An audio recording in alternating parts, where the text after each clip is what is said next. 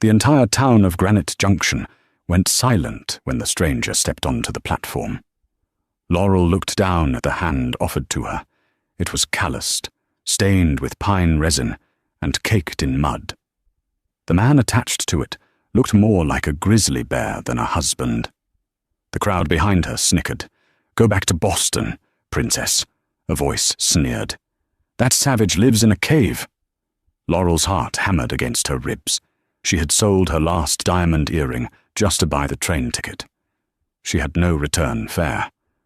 With a trembling breath, she ignored the laughter, looked the giant in the eye, and placed her gloved hand in his. She thought she was signing her life away to poverty. She had no idea she had just touched the hand of the richest man in the territory. The heat in Granite Junction was not the polite, humid warmth of a Boston summer. It was a physical weight, dry and suffocating, pressing down on the brim of Laurel Green's hat. She stood on the wooden platform of the train station, her single leather trunk resting beside her satin slippers. The dust from the departing locomotive swirled around her, coating the expensive lace of her collar in a fine layer of grey grit. Laurel kept her chin high, though her stomach was twisting into tight, painful knots.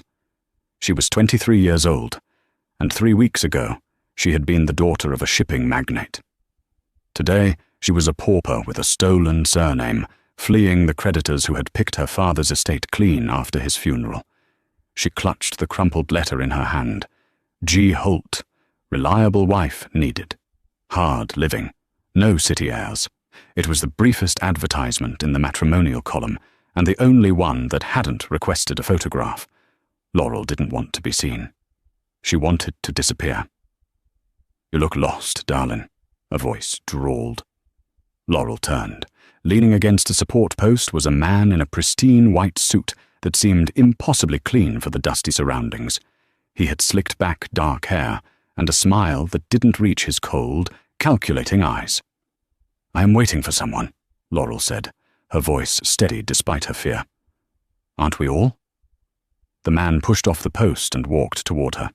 He smelled of expensive tobacco and bay rum. "I'm Beauregard Sutton. I own the bank, the saloon, and the land you're standing on. If you're looking for work, I have openings at the Golden Slipper. You're a bit skinny for the usual clientele, but you have a pretty face." Laurel stiffened. "I am not looking for employment, Mr. Sutton.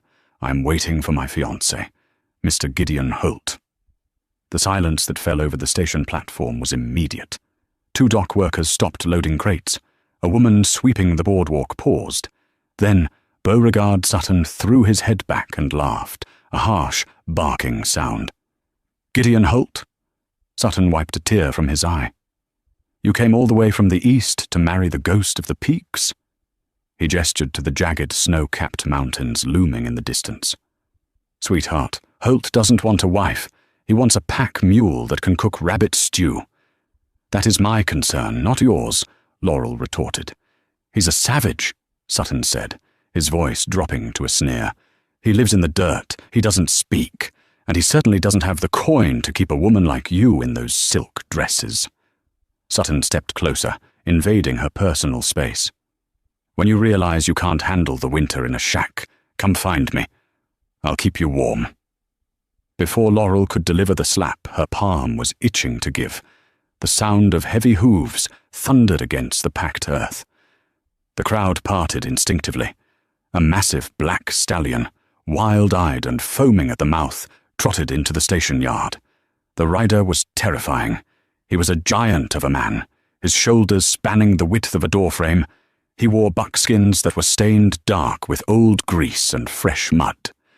A bear-hide coat hung from his frame despite the heat. His face was buried beneath a thick, unkempt beard that hid everything but a pair of piercing, intelligent grey eyes. A long hunting rifle was strapped to his back, and a bowie knife the size of a foreclosure notice hung at his hip. Beauregard Sutton took a distinct step back, his arrogance faltering for a split second. "Well, speak of the devil! The mountain rat descends!" Gideon Holt didn't even look at Sutton. He brought the horse to a halt and looked down at Laurel. He didn't smile. He didn't tip his hat. He simply stared at her, his gaze stripping away her pretenses, assessing the softness of her hands and the terror in her eyes. "Laurel?" His voice was a low rumble, like rocks grinding together deep underground. "Yes," she whispered. "You're small," he stated flatly. "Winter will break you." Laurel felt the eyes of the town on her. She felt Sutton's smirk burning into her back. She thought of the life she had left behind, the shame, the debt, the emptiness. "I am stronger than I look, Mr. Holt," she said, projecting her voice so the whole platform could hear. "Are we leaving?" Gideon stared at her for a long moment. He seemed to be looking for a crack in her armor, a reason to send her back on the next train. Finding none, he grunted and extended a hand. It was massive, rough, and dirty. Laurel took it. He hoisted her up behind him on the saddle with effortless strength, as if she weighed no more than a sack of flour. He didn't offer to take her trunk. "My things," she started. "Leave 'em," Gideon growled. "Where we're going, you don't need silk." "I will not," she insisted, gripping his waist. "That trunk contains everything I own." Gideon sighed, a sound of immense irritation. He signaled to a terrified-looking boy on the platform. "Bring the trunk to the livery. Tell him to hold it." He turned the horse, finally glancing at Sutton. "Sutton," Gideon acknowledged with a nod that was more of a warning than a greeting. "Holt," Sutton replied, his eyes narrowing. "Make sure you pay your property tax this year, mountain man. I'm itching to auction off that ridge of yours. I hear the timber is decent." "Come take it," Gideon said softly. The threat hung in the air, heavy and violent. He kicked the stallion into a gallop, leaving the town, the laughter, and Laurel's past in a cloud of choking dust. The ride was not romantic. It was a punishment. For 4 hours they climbed. The landscape shifted from the dry plains of the valley to the dense, pine-scented steepness of the foothills. The air grew thinner and colder. Laurel, dressed in a travel suit designed for a parlor car, began to shiver. Her teeth chattered, the sound audible over the wind, but Gideon did not offer her his bare hide coat. He didn't speak a single word to her. He navigated the treacherous, narrow trails with the ease of a man who knew every stone and root. At times, the path was so narrow that Laurel looked down to see a sheer drop of 1,000 feet into a rocky gorge. She squeezed her eyes shut and gripped the rough buckskin at his waist until her knuckles turned white. She realized, with sinking dread, that he was testing her. He wanted her to beg to go back. He wanted her to scream, to cry, to demand he turn around. "I will not give him the satisfaction," she told herself. "I survived the scandal in Boston. I survived the loss of my father. I will survive a cold ride." The sun began to set, painting the sky in violent shades of purple and bruised orange. The temperature plummeted. Finally, Gideon slowed the horse. They broke through the tree line into a small clearing, nestled against a sheer granite cliff face. "Home," he grunted, swinging his leg over the saddle and dropping to the ground. Laurel looked at her new life, and her heart shattered. It was a shack. There was no other word for it. It was a small, leaning structure made of roughly hewn logs, the chinking between them falling out in chunks. The roof was covered in moss and sod. There was no porch, just a muddy patch of ground, littered with wood chips and old animal bones. A rusted bucket sat near the door. It looked like an animal's den. Gideon reached up and pulled her down. Her legs were so stiff from the ride she nearly collapsed, but he caught her by the elbow, steadying her roughly before letting go. "Not what you pictured," he said. It wasn't a question. Laurel straightened her skirts, brushing off the horsehair. She looked at the dismal shack, then up at him. "It has 4 walls and a roof, Mr. Holt. That is more than I had yesterday." Gideon's eyes narrowed slightly, a flicker of surprise crossing his face. He walked to the door and kicked it open. The inside was worse. It was a single room. A stone fireplace dominated one wall, cold and filled with old ash. A cot with a straw mattress sat in the corner. A rough wooden table and one chair occupied the center. There were traps hanging from the ceiling, and the smell of curing leather and stale smoke was overwhelming. I sleep on the floor, Gideon said, pointing to a pile of furs near the fire. You take the cot. Laurel stepped inside, the floorboards creaking ominously under her feet. She looked around. There were no curtains, no mirror, no basin for washing. Is there water? She asked. Creek's 50 yards back, buckets outside. He watched her, his arms crossed over his massive chest. He was waiting for the explosion, for the tears. Laurel nodded. She took off her hat and placed it on the table. She unbuttoned her gloves, peeling them off her trembling hands. She picked up the rusted bucket from the doorway. Then I suppose I should fetch some before it gets too dark to see, she said calmly. She walked past him, her head high, and went out into the gathering twilight. As soon as she was out of his sight, behind the cover of the thick pines near the creek, Laurel dropped the bucket. She fell to her knees in the damp moss, covering her mouth with both hands to stifle a sob. The cold bit through her thin dress. She was alone in the wilderness, with a stranger who seemed to hate her, destined to live in squalor. She allowed herself exactly 10 seconds of weeping. 10, 9, 8. She thought of Sutton's laughing face. He expects me to fail. 3, 2, 1. Laurel wiped her eyes aggressively, grabbed the icy handle of the bucket, and dipped it into the rushing stream. The water was freezing, shocking her hands, but it woke her up. She hauled the heavy bucket back up the slope, her breathing ragged. When she re-entered the cabin, Gideon had lit a fire. The warmth hit her instantly. He was crouching by the hearth, skinning a rabbit with terrifying precision. I don't know how to cook that, Laurel admitted, setting the bucket down. Learn, he said, tossing the skinned carcass onto the table. Flour and salt in the jar. Skillets on the hook. Laurel stared at the raw meat. She had never cooked a meal in her life. Servants had always done it. But she gritted her teeth, rolled up her silk sleeves, and approached the table. For the next hour, she waged war against the rabbit. She burned her hand on the skillet. She got flour all over her dress. The smoke from the fire stung her eyes. But eventually, she produced a meal. It was tough, slightly burnt and under-seasoned, but it was food. She put 2 tin plates on the table. Gideon sat down, the chair groaning under his weight. He took a bite, chewed slowly, and swallowed. Burnt, he said. Edible, she countered. He looked at her then, really looked at her, in the flickering light of the fire. The firelight caught the gold in her hair and the stubborn set of her jaw. Why are you here, Laurel? He asked, his voice softer than before. And don't tell me it's for the mountain air.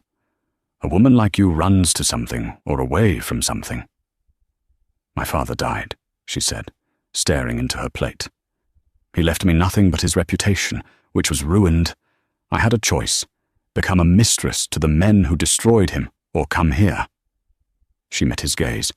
I chose the mud, Mr. Holt. I chose the work. So do not mock me. I am here to be your wife, and I will keep my end of the bargain. Gideon studied her for a long time. The silence stretched, filled only by the crackling of the logs. We ain't married yet, he said finally. Preacher comes through in a month. Until then you can leave any time.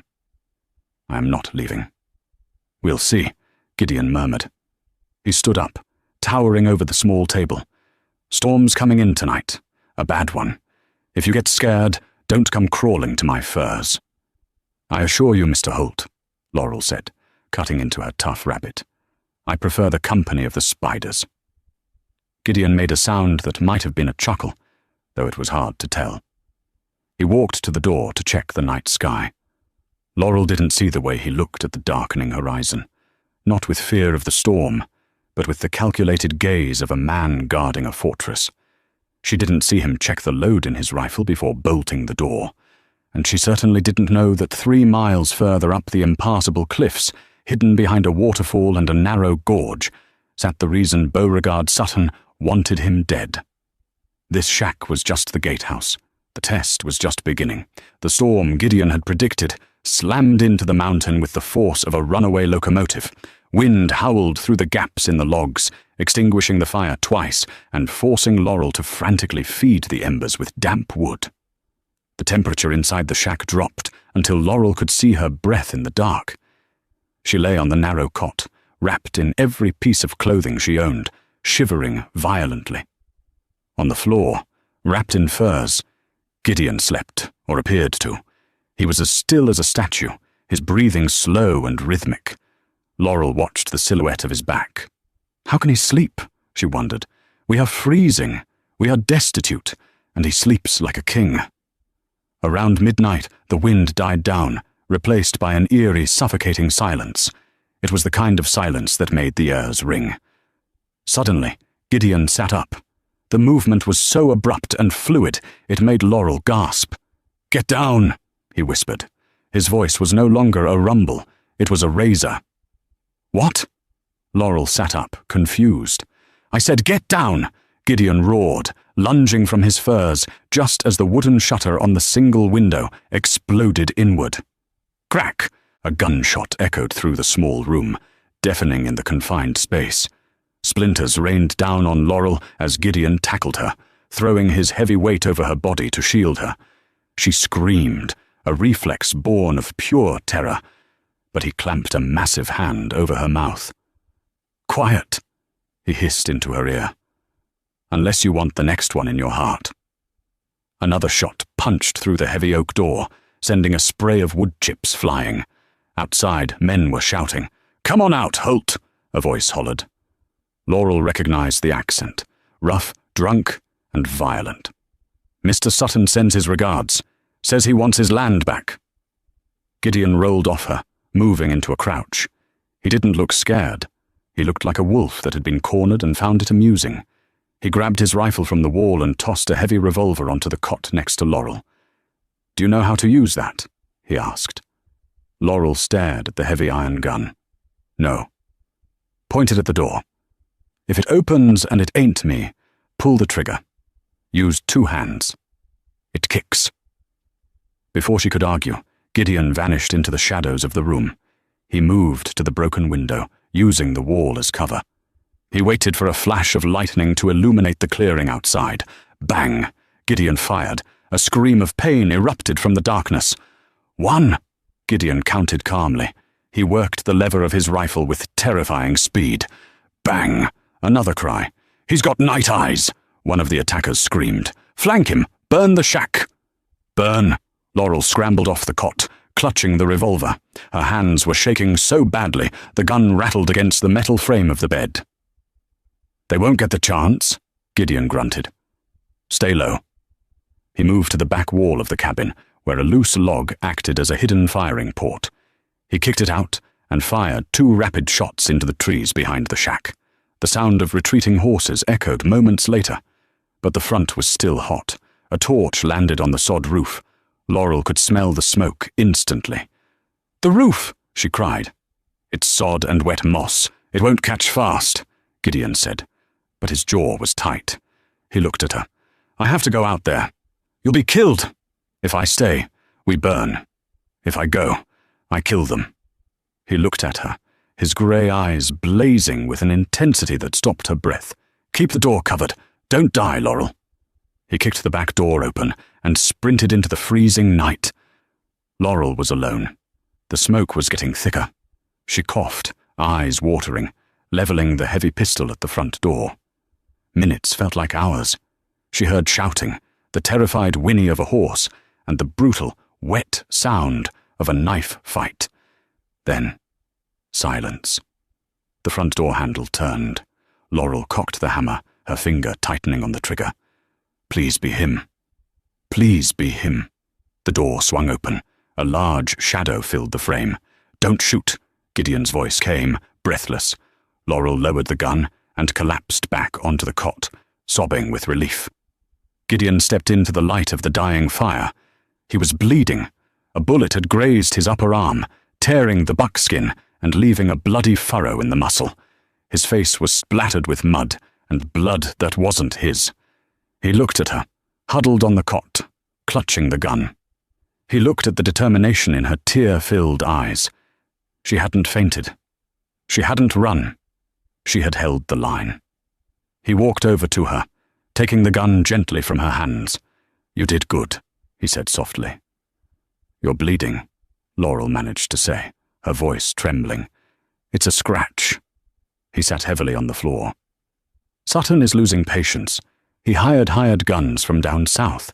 This place isn't safe anymore." Laurel looked at the hole in the window, the smoke curling from the roof, the blood on his arm. She felt a strange, cold anger replacing her fear. "He wants to kill us for this shack, for this patch of dirt?" Gideon looked up at her. For the first time, a corner of his mouth twitched upward. "No, Laurel. He doesn't care about the shack." He stood up, wincing slightly. "Pack your things." "Pack? It's the middle of the night. Where are we going?" "Up," Gideon said, pointing toward the impossible peaks looming above them in the dark. "To the real house." "Real house?" Laurel blinked. "I thought this was your house." Gideon wiped the blood from his cheek. "This? This is where I keep the decoys. Grab your trunk, Mrs. Holt. You passed the test." The climb was a nightmare, but Laurel did not complain.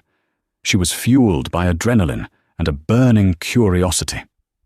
Gideon led the horse, which was now laden with Laurel's trunk and their supplies, up a trail that didn't seem to exist. They navigated by moonlight, moving along narrow ledges where the wind whipped Laurel's hair into a frenzy. They climbed for 3 hours, ascending past the tree line into the jagged, granite teeth of the high mountains. The air here was thin and bitingly cold, but crystal clear. Just as the sun began to breach the horizon, painting the world in gold and rose, they reached a dead end. A massive waterfall, frozen at the edges, cascaded down a sheer cliff face, blocking the path. "We can't go further," Laurel gasped, clutching her side. "We go through," Gideon said. He led the horse directly toward the waterfall. Laurel flinched, expecting to be soaked, but Gideon guided them behind the curtain of water. There, hidden by the roar and the spray, was a wide, paved tunnel cut directly into the rock. Laurel stared. The walls were smooth, reinforced with steel beams. This wasn't a mine shaft. It was an entrance. "What is this?" she whispered, her voice echoing. "My grandfather found the silver," Gideon explained, his voice echoing in the tunnel. "My father built the mine. I built the rest." They walked through the dark tunnel for 10 minutes before emerging on the other side. Laurel stopped dead. Her mouth fell open. They had exited into a hidden, high-altitude valley, a bowl of lush green grass, completely surrounded by towering, impassable peaks. It was a secret paradise, shielded from the wind and invisible from the town below. A thermal spring fed a steaming lake in the center, keeping the valley unnaturally warm and verdant despite the altitude. But it was the structure on the far side of the lake that stole Laurel's breath. It wasn't a cabin. It was a mansion. Built from grey stone and dark timber, it rose 3 stories high, with sprawling wings and a slate roof. Massive glass windows, glass that must have cost a fortune to transport, glinted in the morning sun. There were balconies, chimneys puffing gentle smoke, and a manicured garden that defied the wildness of the West. It looked like a European chateau dropped onto the top of the world. "Welcome to Silver Peak," Gideon said quietly. Laurel turned to him, her eyes wide. She looked at his dirty buckskins, his wild beard, and then back at the palace in front of her. You live here?" "I do." "But the shack, the dirt, the clothes." Laurel felt a wave of dizziness. "You let everyone think you are a beggar." "A beggar is invisible, Laurel," Gideon said, watching her reaction closely. "A rich man is a target. Sutton knows there is wealth in these mountains, but he thinks I'm just a squatter sitting on a potential mine. If he knew I had this, if he knew I had already extracted the silver and invested it in railroads and steel from here to New York, he wouldn't send thugs to scare me. He'd send an army to kill me." He walked toward her. "I needed a wife, but I couldn't marry a woman who only wanted the gold. I needed someone who could survive the shack. Someone who would stand by me when the bullets started flying." He reached out and, for the first time, touched her face with a gentle hand. "You didn't run, Laurel. You fought. Laurel slapped his hand away. The sound was sharp in the quiet valley. Gideon blinked, surprised. "You tested me," she accused, her voice shaking with rage. "You let me freeze. You let me think I was ruined. You let that man Sutton humiliate me at the station while you played the part of the brute. I had to know. You had to know if I was good enough." Laurel poked him in the chest, hard. "I am Laurel Green. My father built ships that crossed oceans. I have endured bankruptcy, shame, and the loss of everything I loved. I do not need to prove my worth to a man who hides in a cave."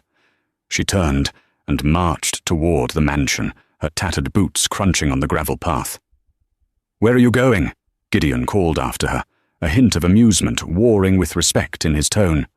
"I am going to take a bath," she shouted over her shoulder, "a hot one, and then I am going to sleep in a bed that doesn't smell like a dead bear. And if you try to stop me, Gideon Holt, I will use that revolver you gave me." Gideon watched her storm up the steps of his home. She was small, fierce, and absolutely magnificent. He smiled, a genuine smile that reached his eyes. "Yes, Mom," he whispered to the wind. Inside, the manor was even more impressive. The floors were polished mahogany. Crystal chandeliers hung from vaulted ceilings. The furniture was covered in dust sheets, but beneath them lay velvet and silk. Laurel found the master bath by instinct. It featured a porcelain tub big enough for two, with brass taps that poured steaming water pumped directly from the thermal springs. She stripped off her ruined dress, the layers of grime and sweat, and sank into the water with a groan of pure ecstasy. She scrubbed her skin until it was pink.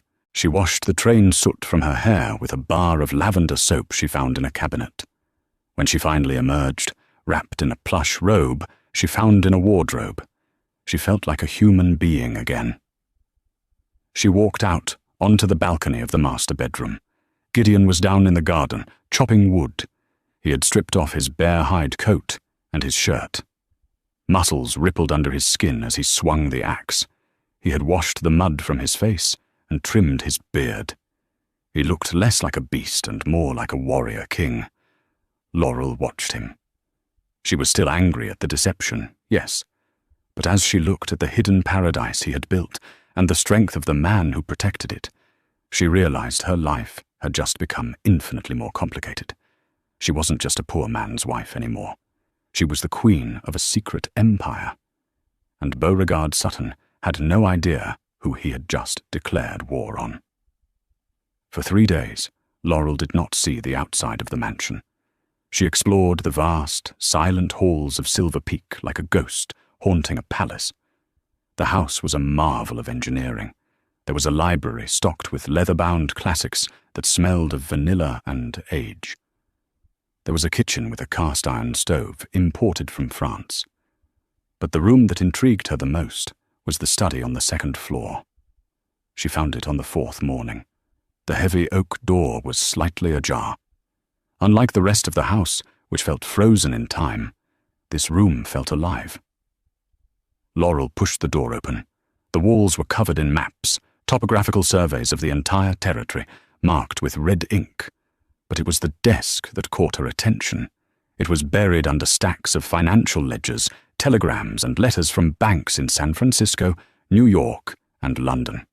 She walked over, her fingers tracing the edge of a ledger. She opened it, her eyes widened. Union Pacific Railroad shares, 15%. Carnegie Steel Holdings, major stakeholder. San Francisco Port Authority. Bonds maturing 1895. Laurel gasped. Gideon Holt wasn't just rich, he was an industrial titan. The numbers on these pages represented more wealth than her father had possessed, even at the height of his shipping empire. "Spying, Mrs. Holt?" Laurel jumped, spinning around. Gideon was leaning against the doorframe. He was clean. He had bathed, and though he still wore simple trousers and a linen shirt, he looked less like a wild animal and more like a slumbering lion. His beard was trimmed close now, revealing a strong jawline and a scar running down his cheek, a souvenir from a cougar, perhaps, or a man. "I am not spying," Laurel said, recovering her composure. She tapped the ledger.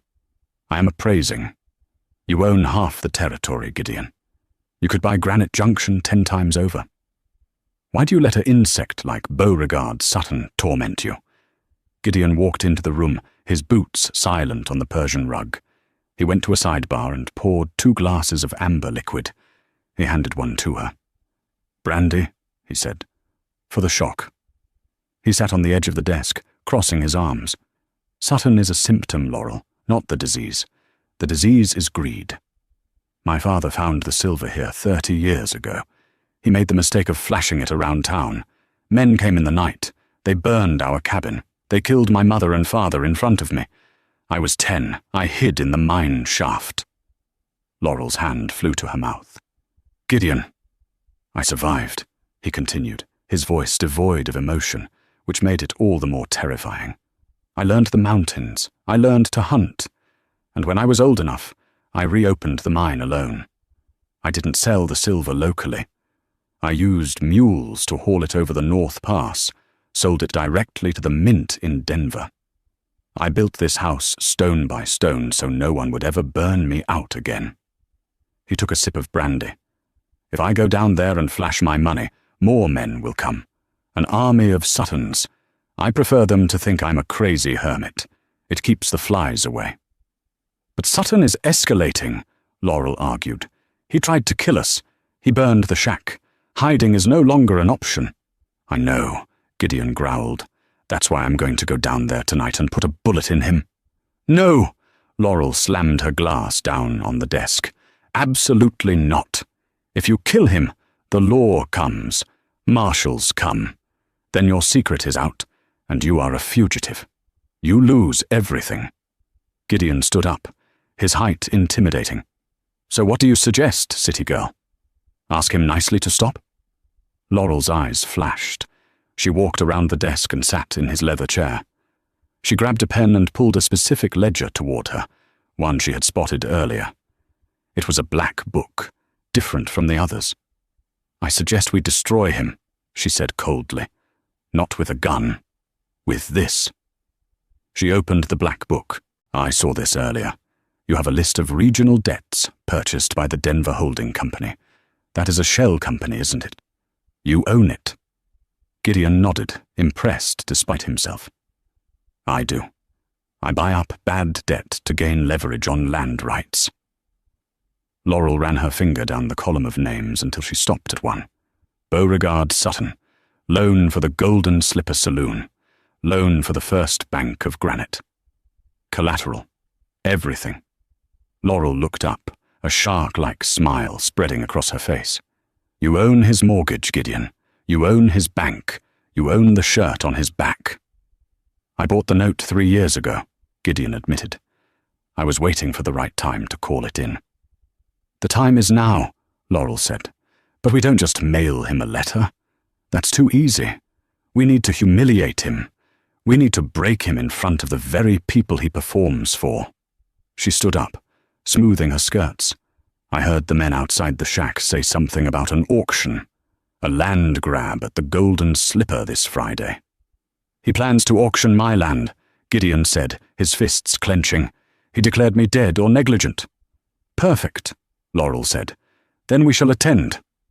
Gideon laughed, a harsh sound. "Look at me, Laurel. I look like a lumberjack.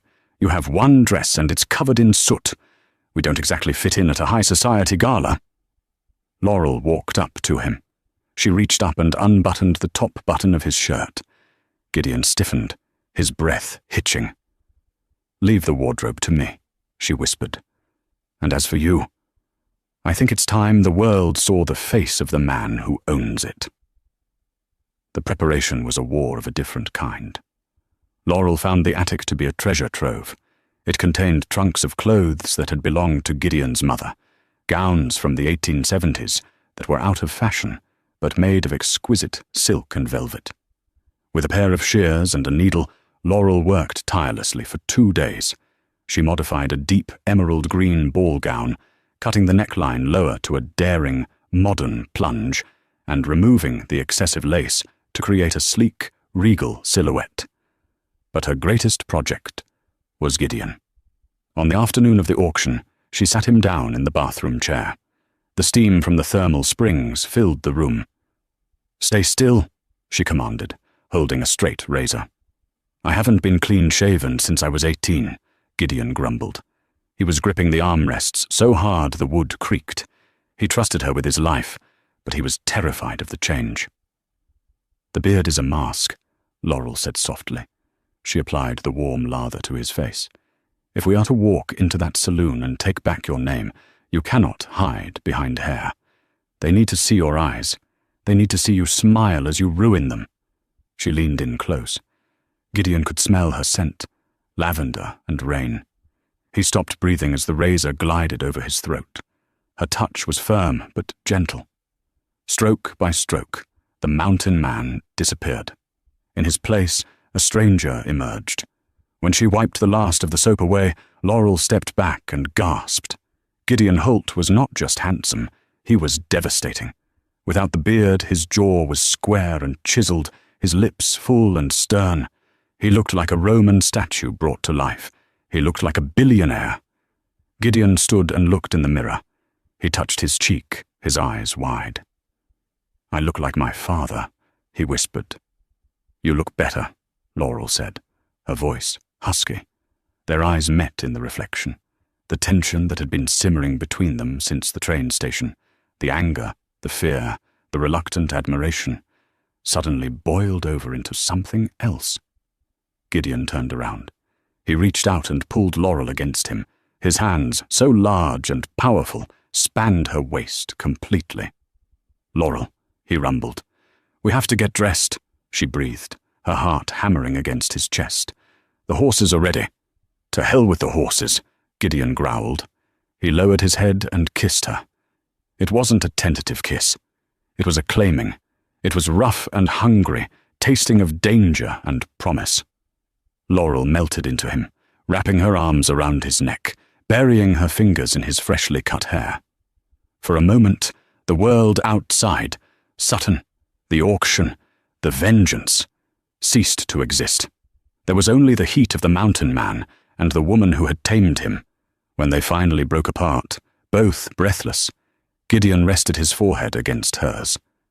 "If we survive tonight," he said, his voice rough, "I am going to buy you every diamond in New York." "If we survive tonight," Laurel replied, smoothing the lapel of his shirt, "I don't want diamonds. I want you to build me a greenhouse. I miss fresh tomatoes." Gideon let out a loud, joyous laugh. "Done." The sun was setting as they rode down the mountain. This time they did not take the treacherous cliff path. They took the wide, hidden wagon road that led from the mine entrance to the valley floor, a road Sutton didn't know existed. Gideon rode his black stallion, but he had swapped his buckskins for a black tailored suit he had bought in San Francisco years ago for a funeral. It fit him like a glove, emphasizing the width of his shoulders. Laurel rode a white mare Gideon had kept in the valley stables. She wore the emerald dress, her hair piled high in an intricate twist held in place by silver pins made from the mine's own ore. She wore a velvet cloak to protect against the dust. They reached the outskirts of Granite Junction just as the moon rose. The town was alive with noise. The Golden Slipper Saloon was lit up like a beacon, piano music spilling out into the street. Carriages from neighboring towns were lined up. Sutton had invited every wealthy land speculator in the territory for the auction of the Holt estate. They stopped their horses at the edge of the light. "Are you ready?" Gideon asked. He reached into his saddlebag and pulled out two things. First, he handed Laurel a document tube, the deeds and the mortgage note. Second, he checked the heavy revolver tucked into a holster beneath his suit jacket. "I am ready," Laurel said. She checked the small derringer she had strapped to her thigh beneath her skirts. "Let's go make a scene." They spurred their horses forward. As they trotted down the main street, the town went quiet. People on the boardwalks stopped and stared. They didn't recognize the couple. They saw a massive, dangerous-looking aristocrat on a black warhorse and a woman who looked like royalty. They rode right up to the swinging doors of the Golden Slipper. Gideon dismounted with fluid grace and tossed his reins to a stunned-looking boy. "Watch him," Gideon said, flipping a gold coin at the boy. "He bites." He walked around and lifted Laurel down. She took his arm, her grip tight. "Chin up, Mrs. Holt," Gideon whispered. "Show them the steel." Laurel smiled, a cold, dazzling smile. "After you, Mr. Holt." Gideon kicked the doors open. The interior of the Golden Slipper was a haze of cigar smoke and the smell of stale beer. A hush fell over the room the moment the doors swung open. But it wasn't out of respect. It was out of confusion. The miners, ranchers, and hired guns turned to look at the couple standing in the entrance. Laurel stood tall, the emerald silk of her gown shimmering in the gaslight. Her hand rested on the arm of the man beside her. Gideon was a towering figure in black broadcloth, his face clean-shaven and hard as granite, his grey eyes scanning the room with the predatory focus of a wolf entering a sheep pen. On the small stage at the front, Beauregard Sutton stood next to an auctioneer. He held a gavel in one hand and a glass of whiskey in the other. Behind him hung a large map of the mountain range, with Gideon's land circled in red. "And who might you be?" Sutton called out, his voice dripping with mock politeness. "This is a private auction for serious investors. The brothel is down the street." A ripple of laughter went through the room. Laurel felt Gideon's muscles tense beneath his coat, coiled tight like a spring. She squeezed his arm, a silent signal. "Wait." "We are here to bid," Gideon said. His voice was deep, resonant, and carried to the back of the room without effort. It was a voice of command, not a grunt of a hermit. Sutton squinted. There was something familiar about the size of the man, but the face was a stranger's. "Bidding requires collateral, sir. And as I don't know your name, I assume you have none." "My name," Gideon said, taking a slow step forward, the spurs on his boots jingling in the silence, "is Gideon Holt." The silence that followed was absolute. A glass dropped at the bar, shattering loudly. Sutton's face went pale, then flushed a violent red. He stepped down from the stage, walking through the parted crowd until he stood 5 feet from Gideon. "Holt?" Sutton laughed nervously. "You're a liar. Gideon Holt is a bearded savage who lives in a hole in the ground. You're just some city dandy trying to play a hero." "I shaved," Gideon said simply. The menace in his tone was palpable. "And I heard you were selling my home. I thought I should come down and correct the paperwork." Sutton sneered, regaining his composure.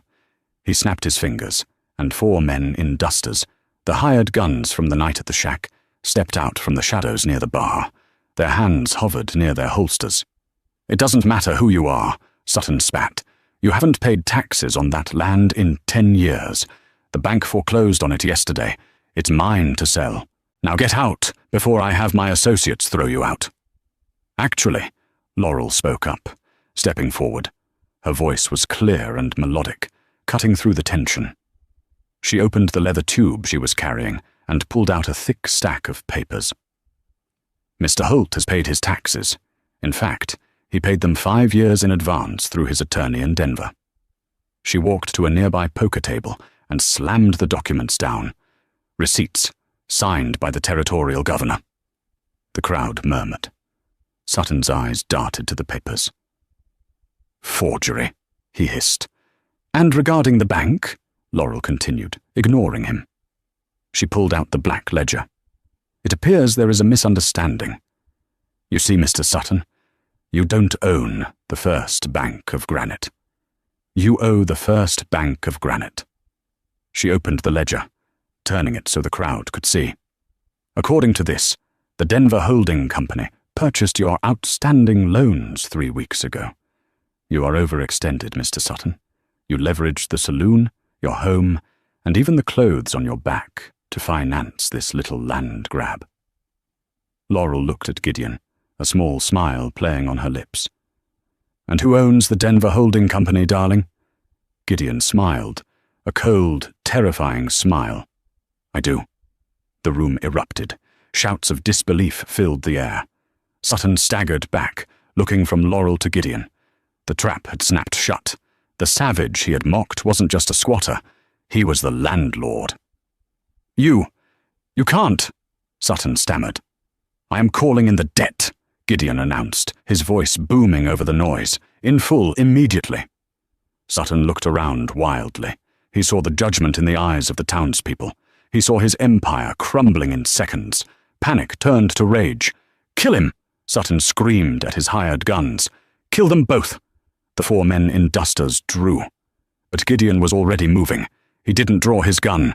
He grabbed the nearest table, a heavy oak poker table, and flipped it on its side with one hand, shoving Laurel behind it, just as the first bullets splintered the wood. Bang! Bang! The saloon dissolved into chaos. Patrons dove for cover. Gideon vaulted over the table, a blur of black motion. He tackled the nearest gunman, his fist connecting with a sickening crunch. The man went down instantly. Gideon spun, drawing his revolver in one fluid motion. He fired twice. The second gunman clutched his shoulder and fell back into the bar mirror, shattering it. The third gunman aimed at Gideon's back. Pop! A small, sharp crack echoed from behind the overturned table. The gunman dropped his pistol, yelping as a small bullet grazed his thigh. Laurel stood up, the smoking derringer in her hand, her eyes fierce. "I said I would keep my end of the bargain," she shouted. Gideon grinned at her amidst the gun smoke. "That you did!"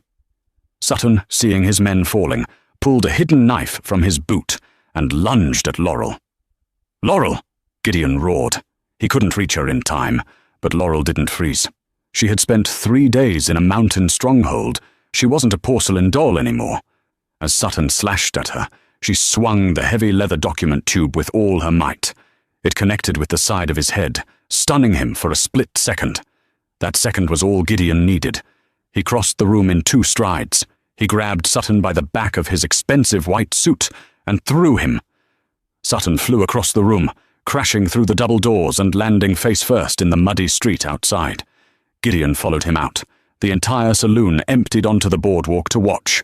Sutton groaned, trying to push himself up from the mud. Gideon planted a boot in the center of his back, pinning him down. "You wanted to buy my land?" Gideon asked, pressing down. "You wanted the mountain?" "Please," Sutton wheezed. "I'll leave. I'll go." "You will," Gideon agreed. He looked up at the gathered crowd, the townspeople who had mocked him, the shopkeepers who had refused him service. They were silent now, looking at him with awe and fear. "From this day on," Gideon announced, "Beauregard Sutton owns nothing in Granite Junction. I am foreclosing on the saloon and the bank. I will be lowering interest rates for farmers and raising wages for the miners." A cheer started low, then grew into a roar. Gideon looked down at Sutton. "Get up. Start walking. If I see you within 50 miles of my wife or my home again, I won't be this polite." Sutton scrambled up, covered in muck, and ran into the darkness without looking back. Gideon stood there, the adrenaline fading, his chest heaving.